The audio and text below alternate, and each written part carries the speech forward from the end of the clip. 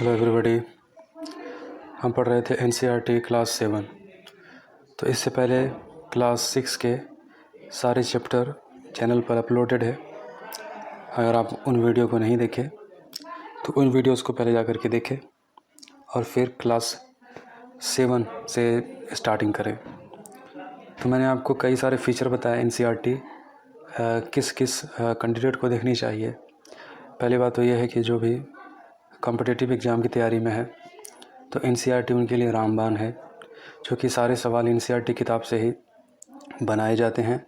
और ज़्यादा कुछ जानने के लिए स्टैंडर्ड किताबें भी आप पढ़ सकते हो, लेकिन अगर यूपीएससी और स्टेट पीसीएस की तैयारी में हो तो एनसीईआरटी आपके बेसिक को पूरी तरीक़े से कंप्लीट कर देगा। तो एनसीईआरटी को आप फॉलो करो, ठीक है। और जैसा कि मैंने कहा कि आपको पैरेलल 6 से 12 तक 4 सब्जेक्ट मतलब टोटल कह लें कि आपके यूपीएससी के सिलेबस के एनसीईआरटी को पूरा कवर करूँगा। ज्योग्राफी भी, पॉलिटी भी, इकोनॉमिक्स भी और हिस्ट्री भी। तो बने रहे हमारे साथ, ठीक है। तो चैप्टर नंबर ये 3 है, दिल्ली के सुल्तान। तो हमने कहा था कि हर चैप्टर का पिछले चैप्टर के साथ कुछ ना कुछ लिंक होता है, तो एक चैप्टर बाय हमें पढ़ना चाहिए, ठीक है। तो बेहतर होगा कि आप लेसन 1 से सुनना शुरू करो, तो फिर आप दिल्ली के सुल्तान चैप्टर 3 पढ़ेंगे। तो अध्याय 2 में देखा कि कावेरी डेल्टा जैसे क्षेत्रों बड़े राजा के केंद्र बन गए थे, ठीक है। हमने देखा था कि कावेरी जो डेल्टा का क्षेत्र है ये बड़े राजाओं का केंद्र बन गया था। क्या आपने गौर किया कि अध्याय 2 में ऐसे किसी राज्य का जिक्र नहीं है जिसकी राजधानी दिल्ली रही हो। तो हमने देखा था कि अब तक 700 ईस्वी से लेकर के 1200 ईस्वी तक अभी तक कोई ऐसा राज्य के बारे में भी हमने नहीं पढ़ा था जिसकी राजधानी दिल्ली रही हो। इसकी वजह यह है कि दिल्ली महत्वपूर्ण शहर 12वीं शताब्दी में ही बना। मतलब कहने का कि अभी तक जितने भी साम्राज्य के बारे में हमने पढ़ा, चाहे वो प्रतिहार हो, गुर्जर हो, राष्ट्रकूटा हो, पल्लव हो, चोला हो, तो ये जितने भी साम्राज्य के बारे में अब तक हमने पढ़ा, ये साम्राज्य का जिक्र अभी तक हमने दिल्ली के साथ जोड़ करके नहीं किया। तो आखिर ऐसा क्या है?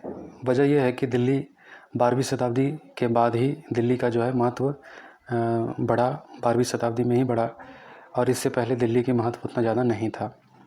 तो तालिका 1 पर नज़र डालिए। पहले तोमर राजपूत के काल में भी दिल्ली किस साम्राज्य की राजधानी बनी? 12वीं सदी के मध्य में तोमरों को अजमेर के चौहानों, जिन्हें चाहमान के नाम से भी जाना जाता था, ने परास्त किया। यानी कि तोमरों ने अजमेर के चौहानों को परास्त किया, ठीक है, 12वीं सदी के मध्य में, यानी कि 1250 ईस्वी में। तोमरों और चौहानों के राज्यकाल में ही दिल्ली वाणिज्य का एक महत्वपूर्ण केंद्र बन गया। तो तोमर और चौहान इसके राज्यकाल में दिल्ली महत्वपूर्ण केंद्र बना, और इस शहर में बहुत सारे समृद्धशाली जैन व्यापारी रहते थे। तो इस शहर में जैन व्यापारी बहुत सारे, जिनके पास माल संपदा बहुत ज़्यादा थी, ये दिल्ली में रहते थे, जिन्होंने अनेक मंदिरों का निर्माण करवाया। यहाँ दिल्ली वाले कहे जाने वाले सिक्के भी ढाले जाते थे, जो कि प्रचलन में थे। तो मानचित्र 1 देखो, यहाँ पर मानचित्र नहीं है। 13वीं-14वीं सदी में दिल्ली सल्तनत के कुछ चुने हुए शहर। 13वीं सदी के आरंभ में दिल्ली की स्थापना हुई। मतलब देखो, ऐसे सवाल बन सकता है यूपीएससी में कि दिल्ली का महत्व कब से, किस सदी से स्टार्टिंग हुआ, दिल्ली कब जो है सारे भारत का केंद्र बनना शुरू हुआ, साम्राज्य का केंद्र बनना शुरू हुआ, राजधानी बननी शुरू हो गई, लोग के राज्यों की किस दौर से जो है इसका महत्व बढ़ना शुरू हो गया। तो देखिए, 13वीं सदी से दिल्ली की स्थापना हुई। 13वीं सदी के बाद ही जो है दिल्ली जो है एक केंद्र के रूप में जो है बनना शुरू हो गया, और इसके साथ दिल्ली ऐसी राजधानी बदल गई जिसका नियंत्रण इस उपमहाद्वीप के बहुत बड़े क्षेत्र पर फैला था। अब क्या हुआ, शासक जब दिल्ली को अपना सेंटर बनाया, तो इसकी राजधानी जब बनाई, तो फिर क्या हुआ, यहाँ से इस उपमहाद्वीप पर दिल्ली से बड़ी बड़ी सल्तनतों ने अपनी सल्तनत कायम की और यहाँ से हुकूमत किया। तो तालिका 1 पर फिर से नज़र डालिए और उन 5 वंशों की पहचान कीजिए जिनसे मिलकर दिल्ली की सल्तनत बनी, ठीक है। तो आप तालिका 1 पर नज़र डालो। 5 वंशों के बारे में यहाँ पर लिखा हुआ है कि जिन्होंने दिल्ली पर हुकूमत की और दिल्ली से ही पूरे भारत पर हुकूमत किया और अपनी सल्तनत बरकरार रखी। जिस इलाके को आज हम दिल्ली के नाम से जानते हैं, वहाँ इन सुल्तानों ने अनेक नगर बसाए। मानचित्र 1 को देखिए, देले कुहा सीरी जहाँपना को पहचानिए। तो मानचित्र में आप देखो, यहाँ मानचित्र नहीं है। दिल्ली के सुल्तानों के बारे में जानकारी कैसे हुई? तो हालांकि अभिलेख सिखों और स्थापत्य के माध्यम से काफ़ी सूचना मिलती है। तो अभिलेख जानते हो, जो दीवारों पर लिखाई जाती थी सिक्कों से। स्थापत्य मतलब जो लिखी हुई कोई चीज़ मिल जाए या फिर भवन उससे संबंधित कोई इमारत मिल जाए, तो काफ़ी सूचना मिलती है। मगर और भी महत्वपूर्ण ये इतिहास, तारीख एक वचन, ठीक है, तारीख मतलब एक वचन है, अतवारीख बहुवचन। तो इतिहास के तारीख व तवारीख है जो सुल्तानों के शासनकाल में प्रशासन की भाषा फ़ारसी में लिखे गए थे। तो इन प्रशासनों ने जो मतलब दिल्ली सल्तनत जैसे राज्यों ने जब कायम की अपनी हुकूमत, तो इन्होंने भी अपना वृत्तांत लिखाया, और इन्होंने जो अपना वृत्तांत लिखाया वो फ़ारसी में लिखाया। तो चित्र एक देखो, पांडुलिपि को तैयार करने के चार चरण है यहाँ पर। कागज़ तैयार करना, मतलब पांडुलिपि मतलब हाथ से लिपि तैयार करना, हाथ से जो है लेखा जोखा करना, ठीक है।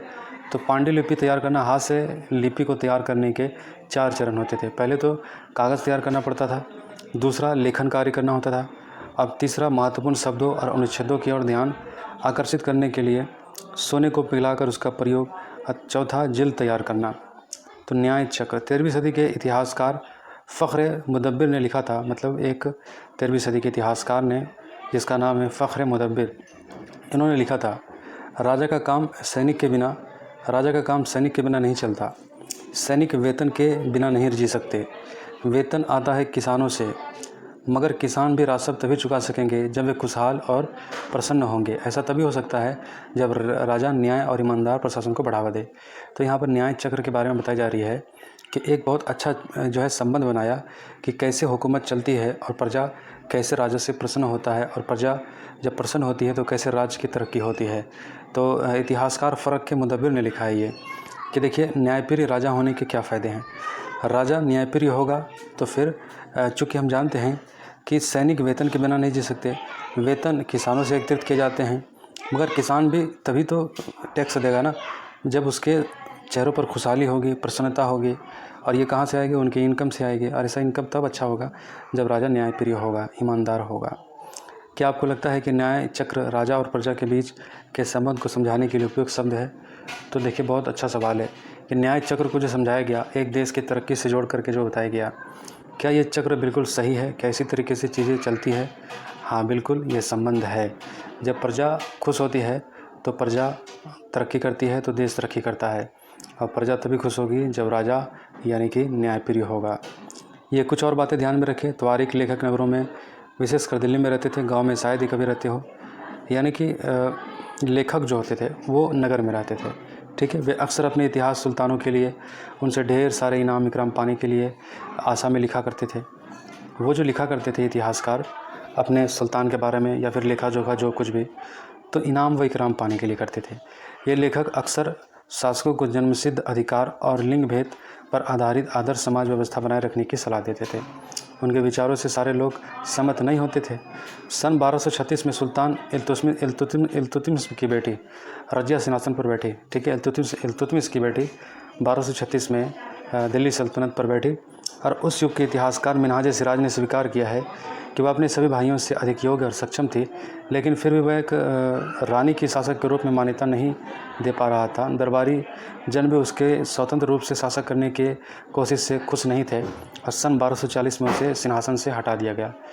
मतलब काबिल तो थी। 1236 में जो रजिया सुल्तान इल्तुतमिश की बेटी को जब गद्दी पर बैठाया गया तो अपने भाइयों से काबिल थी, लेकिन चूँकि उस दौर में ये कभी कल्पना नहीं की जा सकती थी कि कोई मुसलमान शासक, कोई स्त्री सारे राज्यों पर हुकूमत करेगी या फिर कर सकती है, तो 1240 में ही उसे हटा दिया गया। तो जन्म सिद्ध अधिकार क्या है? जन्म के आधार पर विशेष अधिकार का दावा, मतलब देखिए, जन्म के आधार पर इतिहासकार या फिर जो भी लेखा जोखा रखा करते थे राजा की या सुल्तान की, वो कहते थे, वो मशवरा दिया करते थे कि आप जो है जन्म सिद्ध अधिकार, मतलब ये कहने का तात्पर्य है कि व्यक्ति को उसके लिंग भेद नहीं करना, समाज को व्यवस्था बनाए रखने की अच्छे आइडियाज़ वो दिया करते थे। तो जन्म सिद्ध अधिकार वही है, जन्म के आधार पर विशेष अधिकार का दावा। उदाहरण के लिए लोग मानते थे कि कुलीन व्यक्तियों को, मतलब ऊँचे घराने के व्यक्तियों को, कुछ खास परिवारों के जन्म लेने के कारण शासन करने का अधिकार विरासत में मिलता है। देखो, कुछ कुलीन व्यक्ति अपने आप को समझने लगते थे राजपूत, जैसा कि क्षत्रिय से बना है कि नहीं, राजा का परिवार। तो ऐसे में अगर कोई व्यक्ति ऐसे समझने लगता है कि वो जन्म से शासन करने के लिए पैदा हुआ है, तो ये ऐसा नहीं होना चाहिए। लिंग भेद का मतलब हुआ स्त्रियों तथा पुरुषों के बीच में सामाजिक शरीर रचना संबंधी अंतर, मतलब जाहिर सी बात है स्त्री और पुरुषों में कुछ अंतर है, लेकिन इसका यह मतलब नहीं है कि स्त्री को पूरी तरीके से कमज़ोर साबित कर दिया जाए। तो रज़िया के बारे में मिन्हाज सिराज के विचार क्या थे? मिन्हाज सिराज एक इतिहासकार है, याद रखिएगा। तो मिन्हाज सिराज का सोचना था कि ईश्वर ने जो आदर्श समाज व्यवस्था बनाई है उसके अनुसार स्त्रियों को पुरुषों के अधीन होना चाहिए और रानी का शासन इस व्यवस्था के विरुद्ध जाता है। यह इसलिए वह पूछता है कि खुदा रचना के खाते में उसका ब्यौरा चूँकि मर्दों की सूची में नहीं आता, इसलिए इतनी शानदार खूबियों से भी आखिर हासिल क्या हुआ। मतलब यह है कि देखिए कि इनका कहना साफ है, आपको समझ में आ रहा है, इसको एक्सप्लेन करने की ज़रूरत नहीं है। रज़िया ने अपने अभिलेखों और सिक्कों पर अंकित करवाया कि वह सुल्तान इल्तुतमिश की बेटी है। आधुनिक आंध्र प्रदेश के वारंगल क्षेत्र में किसी समय काकतीय वंश का राज्य था। उस वंश की रानी रुद्रमा देवी 1262 से 1289 के व्यवहार से रज़िया का व्यवहार बिल्कुल विपरीत था। तो रुद्रमा देवी ने अपने अभिलेखों में अपना नाम पुरुषों जैसा लिखकर अपने पुरुष होने का भ्रम पैदा किया और एक महिला शासक थी कश्मीर की रानी तिद्दा 980 से लेकर के 1003। देखो ऐसा पूछा जा सकता है कि इतिहास में कम ही ऐसा हुआ है कि कोई औरत जो है शासन की हो, ठीक है। और ख़ास तौर से यहाँ पर अगर रज़िया सुल्तान की बात करते हैं या फिर रुद्रमा देवी की बात करते हैं या फिर कश्मीर की रानी तिद्दा की बात करते हैं तो इनका नाम इम्पोर्टेंट हो जाता है। इस पर सवाल बनने चाहिए और सवाल बन भी सकते हैं, इसको याद रखिए। तो मिन्हाज के विचार अपने शब्दों में व्यक्त कीजिए। आपको क्या लगता है कि रज़िया के विचार भी यही थे? आपके अनुसार स्त्री के लिए शासक बनना इतना कठिन क्यों था? यह आपके लिए सवाल है। दिल्ली सल्तनत का विस्तार, गैरिसन शहरी से साम्राज्य तक। 13वीं सदी के आरंभिक वर्षों में दिल्ली के सुल्तानों का शासन गैरिसनों यानी कि रक्षक सैनिक की टुकड़ियों के निवास के लिए बने मजबूत किलेबंद शहरों पर परे शायद कभी फैला हो। शहरों से संबंध लेकिन उनसे दूर भीतरी प्रदेशों पर उनका नियंत्रण न के बराबर था और इसलिए उन्हें आवश्यक सामग्री रसद आदि के लिए व्यापार कर या लूटमार पर ही निर्भर रहना पड़ता था। तो अब बात कर रहे हैं यहाँ पर आरंभिक वर्षों की ऐसे सैनिक टुकड़ियों को जो कहीं इतना दूर था, मतलब शासन के केंद्र से, कि उन्हें कई बार जो है व्यापारियों को लूट मार और चीज़ों को इस तरीके से करके चलना पड़ता था। तो शमसुद्दीन इल्तुतमिश द्वारा जीते गए प्रमुख शहर। तो दिल्ली से सुदूर बंगाल और सिंध के गैरिसन शहरों का नियंत्रण बहुत ही कठिन था, ठीक है। दिल्ली से बंगाल की तरफ कंट्रोल कर पाना राज्य के शासक के लिए काफ़ी मुश्किल था। बगावत, युद्ध, यहाँ की ख़राब मौसम से भी उनसे संपर्क के नाजुक सूत्र छिन्न भिन्न हो जाते थे। शासन को अफगानिस्तान से आने वाले हमलावरों और उन सूबेदारों से बराबर चुनौती मिलती रहती थी जो ज़रा सी कमजोरी का आवाज़ मिलते ही विद्रोह का झंडा खड़ा कर देते थे। इन चुनौतियों के चलते सल्तनत बड़ी मुश्किल से किसी तरह अपने को बचाए हुए थी। इसका संस्थापन गयासुद्दीन बलबन के शासन में हुआ और विस्तार अलाउद्दीन खिलजी और मोहम्मद तुगलक के राजकाल में हुआ। मतलब चुनौती बताई जा रही है शासन की। पहली चुनौती ये थी कि चूँकि इतने बड़े सल्तनत का पर कंट्रोल कर पाना, जैसे कि गैरिसन से बंगाल की बात कर रहे हैं, वहाँ पर अगर ज़रा सी अगर ढील हुई किसी बात को लेकर तो बगावत के बू वहाँ पर जाहिर सी बात है शासन से अक्सर जो है कोई सामंत हो या फिर कोई राजा हो या फिर कोई नवाब, तो अक्सर वो चाहता था कि अपना स्वतंत्र राज्य स्थापित कर ले। रहा सवाल अफगानिस्तान के हमलावरों का भी खतरा रहता था, वो भी इस तरीके से करते थे। तो उसी तरीके से संस्थापन जो था दिल्ली का गयासुद्दीन बलबन, फिर उसके बाद इसको विस्तार करने वाला अलाउद्दीन खिलजी मोहम्मद तुगलक के राज्यकाल में हुआ। भीतरी प्रदेश, किसी शहर या बंदरगाह के आसपास के इलाके जो उस शहर के लिए वस्तुओं और सेवाओं की पूर्ति करे, भीतरी शहर कहा जाता है। गैरिसन शहर, किलेबंद बसाव जहाँ सैनिक रहते हैं। सल्तनत की भीतरी सीमाओं में जो अभियान चले उनका लक्ष्य था गैरिसन शहरों की पृष्ठभूमि में स्थित भीतरी क्षेत्रों की स्थिति को मजबूत करना। मतलब देखिए भीतरी सीमाओं में अभी जो अभियान चले उनका लक्ष्य क्या था? गैरिसन शहरों की पृष्ठभूमि में। तो गैरिसन के बारे में हमने पढ़ा। गैरिसन का मतलब क्या होता है? किलेबंद के बसाव वाला सैनिक जहाँ पर रहते हैं उसी को कहा जा रहा है। तो स्थिति को मजबूत करना था ऐसे सैनिकों की टुकड़ियों से जो है वहाँ पर पहरा दे करके। इन अभियानों के दौरान गंगा यमुना के दबाव से जंगलों को साफ कर दिया गया और शिकारी संग्राहक तथा चरवाहों को उनके पर्यावास से खदेड़ दिया गया। वह ज़मीन किसानों को दे दी गई और कृषि को प्रोत्साहन दिया गया। व्यापार मार्गों की सुरक्षा और क्षेत्रीय व्यापार की उन्नति की खातिर नए किले गैरिसन शहर और शहर बसाए। तो गैरिसन जब भी कहे तो समझ जाना कि जिस शहर में भी जहाँ पर भी अपने साम्राज्य को फैलाया वहाँ पर सैनिक टुकड़ियाँ रखी और वहाँ पर अपने प्रशासन को मजबूत किया। दूसरा विस्तार सल्तनत की बाहरी सीमा पर हुआ। अलाउद्दीन खिलजी के शासनकाल में दक्षिण भारत के लक्ष्य करके सैनिक अभियान शुरू हुए। ये तो अंदर की बात हो गई कि जंगलों को काट करके ज़मीन को खाली करके किसानों के हवाले कर दिया ताकि ज़्यादा से ज़्यादा किसान खेती करे और शुल्क हो, टैक्स मिले। ऐसे करके इन्होंने अंदरूनी तौर पर अपना राज्य को सुदृढ़ किया। और दूसरा, इन्होंने अलाउद्दीन खिलजी ने शासनकाल में दक्षिणी भारत के लक्ष्य को सैनिक अभियान शुरू किए, ठीक है। और यह अभियान मोहम्मद तुगलक के समय से अपनी चरम सीमा पर पहुंचा। इन अभियानों में सल्तनत की सेनाओं ने हाथी, घोड़े, गुलाम और मूल्यवान धातुएं अपने कब्जे में ले ली। दिल्ली सल्तनत की सेनाओं की शुरुआत अपेक्षाकृत कमज़ोर थी, मगर 150 वर्ष बाद मोहम्मद तुगलक के राज्यकाल के अंत तक इस उपमहाद्वीप का एक विशाल क्षेत्र इसके युद्ध अभियान के अंतर्गत आ चुका था। शुरुआती दौर में तो दिल्ली सल्तनत की सेना कमज़ोर थी और मतलब ज़्यादा सेना की कमी थी सेना की, लेकिन बाद में मोहम्मद तुगलक के राज्यकाल में अंत तक दिल्ली जो है काफ़ी विशाल क्षेत्र अभियान इसके अंतर्गत किया और इनकी सेना काफ़ी मजबूत सशक्त हो गई। इसने शत्रुओं की सेनाओं को परास्त किया, शहरों पर कब्जा किया। इसके सूबेदार और प्रशासक मुकदमों में फैसले सुनाते थे और साथ ही किसानों से कर वसूल करते थे। लेकिन इतने विशाल क्षेत्र पर इनका नियंत्रण किस सीमा तक और कितना प्रभावी था? मानचित्र देखिए, अलाउद्दीन खिलजी का दक्षिण भारत अभियान। तो भारत के 12वीं सदी के आखिरी दशक में बनी कुव्वत अल इस्लाम मस्जिद तथा उसकी मीनारें यहाँ जामा मस्जिद के दिल्ली के सुल्तानों द्वारा बनाए गए सबसे पहले शहर में स्थित थी। इतिहास में इस शहर को देलिया कुहा पुराना शहर कहा गया है। देलिया कुहा का मतलब पुराना शहर। इस मस्जिद का इल्तुतमिश और अलाउद्दीन खिलजी ने विस्तार किया। मीनार तक सुल्तानों कुतुबुद्दीन ऐबक, इल्तुतमिश और फिरोज शाह तुगलक द्वारा बनाई गई थी। मसाजिद यह अरबी शब्द है जिसका शाब्दिक अर्थ है ऐसा स्थान जहाँ मुसलमान अल्लाह की इबादत करते हैं और सजदा करते हैं, जहाँ उनके मुसलमान एकत्र होकर साथ साथ नमाज़ पढ़ते हैं।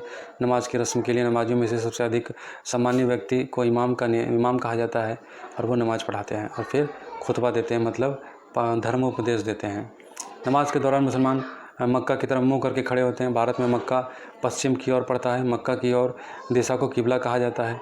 खिलजी और तुगलक वंश अंतर्गत प्रशासन और समेकन नज़दीक से नजर आए। चित्र 3 देखिए, बेगमपुरी मस्जिद।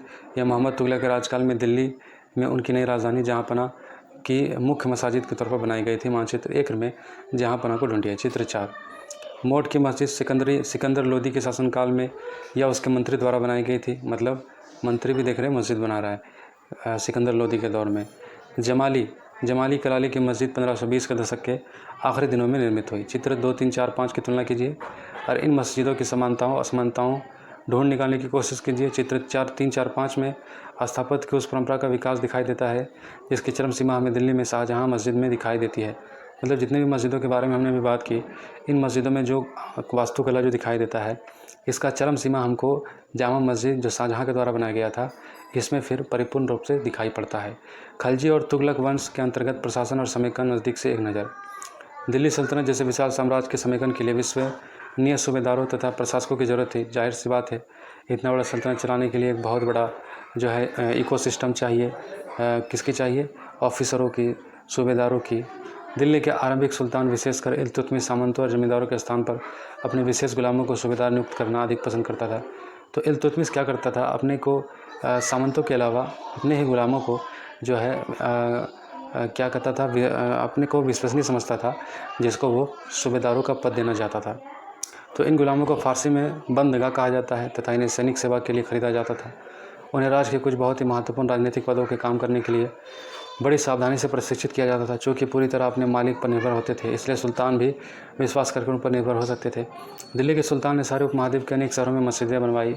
इसने उनके मुसलमान इस्लाम के रक्षक होने के दावे को बल मिलता था। समान आचार संहिता और आस्था का पालन करने वाले श्रद्धालुओं को परस्पर एक समुदाय से जुड़े होने का बोध उत्पन्न करने में भी मस्जिदें सहायक थी। एक समुदाय का अंग होने का बोध को प्रबल करना जरूरी था, क्योंकि मुसलमान अनेक भिन्न भिन्न प्रकार की पृष्ठभूमि से आते थे। बेटों से बढ़कर गुलाम को माना जाना। सुल्तानों को सलाह दी जाती थी, जिस गुलाम को हमने पाला पोसा और बढ़ाया है उसकी हमें देखरेख करनी चाहिए, क्योंकि तकदीर अच्छी हो तभी तो पूरी ज़िंदगी कभी कभी योग्य और अनुभवी गुलाम मिलता है। बुद्धिमान का कहना है योग्य और अनुभवी गुलाम बेटे से भी बढ़कर होता है। कि आपको गुलाम के बेटे से बढ़कर मानने का कोई कारण समझ में आता है? ये सवाल है। खिलजी तथा तुगलक शासक बंदगा का इस्तेमाल करते रहते थे और साथ ही अपने पर आश्रित निम्न वर्ग के लोगों को भी ऊंचे राजनीतिक पदों पर बैठाते रहे। ऐसे लोगों को सेनापति और सूबेदार जैसे पद दिए जाते थे, लेकिन इससे राजनीतिक अस्थिरता भी पैदा होने लगी। गुलाम और आश्रित अपने मालिकों के संरक्षकों के प्रति तो वफादार रहते थे, मगर उनके उत्तराधिकारियों के प्रति नहीं। तो नए सुल्तानों के अपने नौकर होते थे। फलस्वरूप किसी नए शासक के सिंहासन पर बैठते ही प्रायः नए और पुराने सरदारों के बीच टकराव शुरू हो जाती थी। सुल्तानों द्वारा नीचे तबके के लोगों को संरक्षण दिए जाने के कारण उच्च वर्ग के कई लोगों को गहरा धक्का भी लगता था। फारसी तारीख के लेखकों ने निचले खानदान के लोगों से ऊंचे पदों पर बैठाने के लिए दिल्ली के सुल्तानों की आलोचना भी की है। आश्रित, जो किसी अन्य व्यक्ति के संरक्षण में रहता हो, उसे पर निर्भर हो, उसी को आश्रित कहते हैं। सुल्तान मोहम्मद तुगलक के अधिकारी जीवन। सुल्तान मोहम्मद तुगलक ने अजीज खुमार नामक कलाल, शराब बनाने वाले और बेचने वाले को कलाल कहते हैं, फिरोज हज्जाम नामक नई मनका, तब्बाक नामक बावर्ची और लड्ढा तथा पीरा नामक मालियों को ऊंचे प्रशासनिक पदों पर बैठाया। तो 14वीं शताब्दी के मध्य मतलब ऐसे लोगों को इन्होंने बड़े बड़े प्रशासनिक पदों पर बैठाया मोहम्मद सुल्तान तुगलक ने। 14वीं शताब्दी के मध्य के इतिहासकार जियाउद्दीन बर्नी ने इन नियुक्तों का उल्लेख सुल्तान के राजनीतिक विवेक के नाश और शासन करने की अक्षमता के उदाहरण के रूप में किया। मतलब देखिए, इन्होंने बैठाया तो सही, लेकिन इनका क्रिटिसिज्म बहुत ज़बरदस्त हो गया। किसके द्वारा? जियाउद्दीन बर्नी के द्वारा, कि अपने प्रशासन को ध्वस्त करने के लिए अयोग्य व्यक्ति को सुल्तान ने बिठा दिया। आपके ख्याल से बर्नी ने सुल्तान की आलोचना क्यों की थी? ये सवाल का जवाब बताओ। पहले वाले सुल्तानों की ही तरह खलजी और तुगलक शासकों ने भी सेनानायकों को भिन्न भिन्न आकार के इलाकों के सूबेदारों के रूप में नियुक्त किया। मतलब सेना को ही जो है सूबेदार के रूप में अलग अलग जगह पर नियुक्त किया जाता था। प्रशासन की बागडोर उनके हाथों में ही समझ देती जाती थी। देख सकते हो, सवाल पूछा जा सकता है कि दिल्ली सुल्तानों की किस तरीके से व्यवस्था थी शासन करने की। तो ये इलाके इक्ता कहलाते थे। मतलब जिस इलाकों में प्रशासनिक इकाइयाँ इस्टेब्लिश की जाती थी सूबेदारों के माध्यम से, तो उसको इक्ता कहलाते थे। और इन्हें संभालने वाले अधिकारी इक्तादार या मुफ्ती कहे जाते थे। मुफ्ती का फ़र्ज था सैनिक अभियानों का नेतृत्व करना और अपने इक्ता के कानून का व्यवस्था बनाए रखना।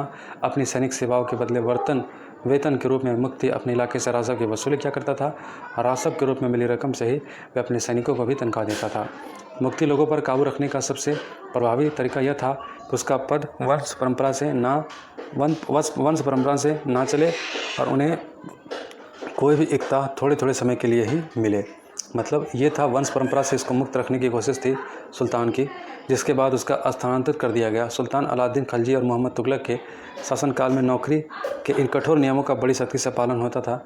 मुफ्ती लोगों द्वारा एकत्रित किए गए राजस्व की रकम हिसाब से लेने के लिए राज्य द्वारा लेखा अधिकारी नियुक्त किए जाते थे। इस बात का ध्यान रखा जाता था कि मुफ्ती राज्य द्वारा निर्धारित कर ही वसूल करे और तय संख्या के अनुसार सैनिक रखे। तो देख सकते हो, मुफ्ती यानी कि एकता किस तरीके से राजा के सल्तनत को बरकरार रखने के लिए कार्य कर रहा है और टैक्स भी वसूल कर रहा है, सैनिक टुकड़ियों को भी तनख्वाह दे रहा है और खुद की भी व्यवस्था को बरकरार रख रहा है। जब दिल्ली के सुल्तान को शहरों से दूर आंतरिक इलाकों को भी अपने अधिकार में ले आए तो उन्होंने भूमि को स्वामी के सामंतों और अमीर जमींदारों को भी अपनी सत्ता के आगे झुकने को बाध्य कर दिया। अलाउद्दीन खिलजी ने शासनकाल में भू राजस्व के निर्धारण और वसूली के कार्य को राज्य में अपने नियंत्रण में ले लिया। ठीक है, भू राजस्व और जो वसूली के जो कार्य थे, इन्होंने सुल्तान ने अपने अंदर में ले लिया। स्थानीय सामंतों से कर लगाने का अधिकार छीन लिया गया, बल्कि सेवन उन्हें भी कर चुकाने को बाध्य किया गया। सुल्तानों के प्रशासकों ने ज़मीन से पैमाइश की, मतलब नापा, इसका हिसाब बड़ी सावधानी से रखा। कुछ पुराने सामंत और जमींदार राजस्व के निर्धारण और वसूली अधिकारों के रूप में सल्तनत की नौकरी करने को लगे। उस समय 3 तरह के थे, मतलब उस समय यह टैक्स वसूल करने का और व्यवस्था को सुदृढ़ करने के 3 तरह के उस समय के ये जॉब थे। कृषि पर जिसे खराज कहा जाता था, कृषि पर जो टैक्स लिया जाता था जिसे खराज कहा जाता था, और जो किसान की उपज का लगभग 50% होता था। मवेशियों पर तथा घरों पर भी टैक्स लिया जाता था। याद रखना जरूरी है कि इस उपमहाद्वीप की काफ़ी बड़ी हिस्सा दिल्ली के सुल्तानों के अधिकार से बाहर ही था। दिल्ली से बंगाल जैसे सुदूर प्रांतों का नियंत्रण कठिन था और दक्षिण भारत के विजय के तुरंत बाद यह पूरा क्षेत्र फिर से स्वतंत्र हो गया। यहाँ तक कि गंगा के मैदानी इलाकों के भी घने जंगलों वाले ऐसे क्षेत्र थे जिनमें बैठने के सुल्तान की सेनाएं अक्षम थी। स्थानीय सरदारों ने इस क्षेत्र में अपना शासन जमा लिया और अलाउद्दीन खिलजी और मोहम्मद तुगलक इन इलाकों पर जोर ज़बरदस्ती अपना अधिकार जमा ले लेते थे। वह अधिकार कुछ ही समय तक रह पाता था। सरदार और उनके किलेबंदी। अफ्रीकी देश मोरक्को के 14वीं सदी में भारत आए यात्री इब्न बतूता ने बतलाया। इब्न बतूता, इसके बारे में यूपीएससी ने सवाल पूछा था कि इब्न बतूता ने भारत के बारे में अपना क्या राय दिया। इब्न बतूता ने बतलाया कि सरदार कभी कभी चट्टानी उबड़ खाबड़ पहाड़ी इलाकों में किले बनाकर रहते थे और कभी कभी बांस के झुरमुटों में। भारत में बांस पोला नहीं होता या बहुत बड़ा होता है, इसके अलग अलग हिस्से आपस में इस तरह से गुथे होते हैं कि उन पर आग का भी असर नहीं होता और कुल मिलाकर बहुत ही मजबूत होते हैं। सरदार इन जंगलों में रहते थे जो इनके लिए किसी किले की प्राचीर के काम देते थे। इस दीवार के घरों में ही उनके मवेशी और फसल रहते थे। अंदर ही पानी का उपलब्ध रहता था, अर्थात वह एकत्रित हुआ वर्षा का जल, इसलिए उन्हें प्रबल बलशाली सेनाओं के बिना हराया नहीं जा सकता। ये सेनाएं जंगल में घुसकर खास तौर से तैयार किए जाते औजारों से बांसों को काट डालती है। सरदारों की रक्षा व्यवस्था का वर्णन देखो, कितना बड़ा टेक्नोलॉजी की बात है यहाँ पर। यानी कि अपने को किला जैसा प्रोटेक्शन बांस के जंगलों में जो है अपने को इस्टेब्लिश करके जो है इस तरह से जो है अपने को किया करते थे। अफ्रीकी देश के इब्न बतूता मोरक्को के यात्री, इन्होंने बताया उस दौर के सरदारों के बारे में कि वो किस तरीके से अपने को जो है प्रोटेक्ट करते थे। सरदारों की रक्षा का व्यवस्था का वर्णन कीजिए, आपसे पूछ रहा है सवाल। चंगेज़ खान के नेतृत्व में मंगोलों ने 1219 ईस्वी में उत्तर पूर्वी ईरान, ट्रांसऑक्सिनिया, आधुनिक जब उज़्बेकिस्तान पर हमला किया और इसके शीघ्र ही बाद दिल्ली सल्तनत का उनका धावा झेलना पड़ा। अलाउद्दीन खिलजी और मोहम्मद तुगलक के शासनकाल के आरंभ में दिल्ली पर मंगोल का धावा बढ़ गया और इससे मजबूर होकर दोनों ही सुल्तानों को एक विशाल स्थानीय सेना खड़ी करनी पड़ी। इतनी विशाल सेना को संभालना प्रशासन के लिए भारी चुनौती थी। आइए देखें कि दोनों सुल्तानों ने इस चुनौती का सामना कैसे किया। इन तमाम असफलताओं की गिनती करने में हम कभी कभी भूल जाते हैं कि सल्तनत के इतिहास में पहली बार दिल्ली के किसी सुल्तान ने मंगोल इलाके को फतह करने का अभियान की योजना बनाई थी। जहां अलाउद्दीन खिलजी का बल प्रतिरक्षा पर था, वहां मोहम्मद तुगलक के द्वारा उठाए गए कदमों मंगोलों के विरुद्ध सैनिक आक्रमण की योजना का हिस्सा थे। 15वीं से 16वीं शताब्दी में सल्तनत। तालिका 1 को फिर से देखो। आप पाएंगे कि तुगलक वंश के बाद 1526 तक दिल्ली तथा आगरा पर सैयद तथा लोधी वंश का राज्य रहा। ठीक है, 1526 तक दिल्ली में आगरा सैयद तथा लोधी वंश का शासन रहा। तब तक जौनपुर, बंगाल, मालवा, गुजरात, राजस्थान तथा पूरे दक्षिण भारत में स्वतंत्र शासक उठ खड़े हुए थे। उनकी राजधानियां समृद्ध थी, राज फल फूल रहे थे। इसी काल में अफगान तथा राजपूतों जैसे नए शासक समूह भी उभरे। अलाउद्दीन खिलजी मोहम्मद तुगलक की दिल्ली पर 2 बार हमले हुए। ठीक है, अलाउद्दीन खिलजी और मोहम्मद तुगलक के दौर में दिल्ली पर 2 बार हमले हुए, 1299 से 1300 और 1302 से 1303। ये किसने किए? ये किए मंगोल के चंगेज़ खान ने। इनका सामना करने के लिए अलाउद्दीन खिलजी ने एक विशाल अस्थायी सेना खड़ी की। मोहम्मद तुगलक के शासन के प्रारंभिक वर्षों में सल्तनत पर हमला हुआ, मंगोल सेना परास्त हो गई। मतलब वो मंगोल, वो चंगेज़ खान जिसको 12वीं शताब्दी में किसी का बस नहीं था उनको मात देना, और दिल्ली का सल्तनत गियासुद्दीन तुगलक ने उसे परास्त किया। सोच सकते हो कि उस वक्त दिल्ली सल्तनत कितनी पावरफुल थी। ठीक है, जो पूरी आधी दुनिया जीत लेने वाला मंगोल को भी भारत पर कदम रखने नहीं दिया। इतनी पावरफुल शक्ति, इतना सुदृढ़ और बेहतरीन प्रशासनिक ढांचा था इनका कि इन्होंने परास्त किया मंगोलों को। ठीक है, तो अब यहाँ पर आप पढ़ रहे हो कि खिलजी ने अपने सैनिकों के लिए भारी सीरी नामक एक अस्थायी सेना तैयार करना आक्रमण कदम था। तो ठीक है, तो अब हम बात कर रहे हैं कि यहाँ पर परास्त हो गए। मोहम्मद तुगलक को अपनी सेना की शक्ति और अपने संसाधनों पर इतना विश्वास था कि उसने ट्रांसऑक्सिनिया पर आक्रमण की योजना बना ली। देख सकते हो कि जो मंगोल का इलाका था उस पर यह आक्रमण का योजना बना लिया। कौन? मोहम्मद तुगलक। एक अस्थायी सेना तैयार करना उसका आक्रामक कदम था। अलाउद्दीन खिलजी ने अपने सैनिकों के लिए सिरी नामक एक नया गैरिसन शहर बनाया। गैरिसन मतलब जानते हो, एक ऐसी टुकड़ी जो सिपाहियों से किलेबंद हो, सिपाहियों से घिरी हो, सिपाहियों का जहाँ पहरा हो। तो इस शहर को ढूंढिए। नया गैरिसन शहर बनाने के लिए स्थान पर दिल्ली के चारों शहरों में सबसे पुराने शहर दिल्ली है कुहा के निवासियों को, दिल्ली कुहा मतलब पुराना दिल्ली, ठीक है, खाली करवाकर वहां सैनिक छावनी बंद बना दी गई। पुराने शहर के निवासियों को दक्षिण में बनी नई राजधानी दौलताबाद भेज दिया गया। सैनिकों के पेट भरने की समस्या को गंगा यमुना के बीच की भूमि से कर के रूप में खेती की पैदावार इकट्ठी करके हल किया गया। किसानों की पैदावार का 75% हिस्सा कर के तौर पर तय किया गया। सेना को खिलाने के लिए उसके इलाकों को खाद्यान्न इकट्ठा किया गया। लेकिन सैनिकों का विशाल संख्या की जरूरत पूरे करने के लिए सुल्तान ने अतिरिक्त भी कर लगाए और इसी दौरान इस क्षेत्र में अकाल भी पड़ा। मतलब अपनी सेना बड़ी करी इस वजह से कि मंगोलों का खतरा था। फिर मंगोलों के ट्रांसऑक्सिनिया पर भी हमला करने की योजना थी, उनको दबाने की कोशिश थी। ऐसे में जो सैनिक टुकड़ी बढ़ानी पड़ी, तो इस वजह से काफ़ी दिक्कतें हुई और इस वक्त में यहाँ पर अकाल भी पड़ गया, ऐसी स्थिति बन गई। तो इसे रोकने के लिए अलाउद्दीन ने दिल्ली की चीज़ों की कीमतों पर नियंत्रण लागू कर दिया। अकाल से व्यवस्था बनाने के लिए, पीड़ितों को राहत पहुंचाने के लिए चीज़ों को अब कंट्रोल करने लगा मोहम्मद तुगलक ने। अलाउद्दीन खिलजी ने नियंत्रण लागू किया। अफसर की बड़ी सावधानी से कीमतों का सर्वेक्षण करते थे। व्यापारी निश्चित दरों का उल्लंघन करते थे। मतलब अब हर चीज़ का दाम तय कर दिया कि ये चीज़ इतना में मिलेगा, ये चीज़ इतना में मिलेगा। तो अकाल की स्थिति में ये चीज़ किया गया। उन्हें सज़ा मिलती थी जो भी इसका खिलाफ किया करता था। मोहम्मद तुगलक भी अपने सैनिकों को नगद वेतन देता था, लेकिन कीमतों पर नियंत्रण करने की जगह उसने कुछ आज की कागजी मुद्रा की तरह टोकन मुद्रा चलाई थी। ये सिक्के धातु के बने होते थे, लेकिन सोने चांदी के ना होकर सस्ती धातु के। 14वीं सदी के लोगों को इस मुद्रा पर भरोसा नहीं था। वे बड़े चतुर थे, अपने सोने चांदी के सिक्के बचा कर रख लेते थे और अपने तमाम कर इस टोकन मुद्रा से ही चुकाते थे।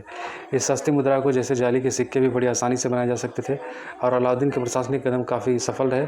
इतिहासकारों ने कीमतों में कमी की और बाज़ारों में वस्तुओं की शुरुआत कुशलता से आपूर्ति के लिए उसके शासनकाल में बहुत प्रशंसा की है। मंगोल आक्रमण के खतरे का भी उसने सफलतापूर्वक सामना किया। मोहम्मद तुगलक द्वारा उठाए गए प्रशासनिक कदम बेहद असफल रहे। कश्मीर पर उसका आक्रमण पूरी तरह विफल रहा। तब उसने तुरान पर हमला करने का इरादा छोड़ दिया और अपने विशाल सेना को भी भंग कर दिया। इसी बीच उसने प्रशासन संबंधी जो कदम उठाए थे उनसे कई परेशानियां पैदा हो गई। दौलताबाद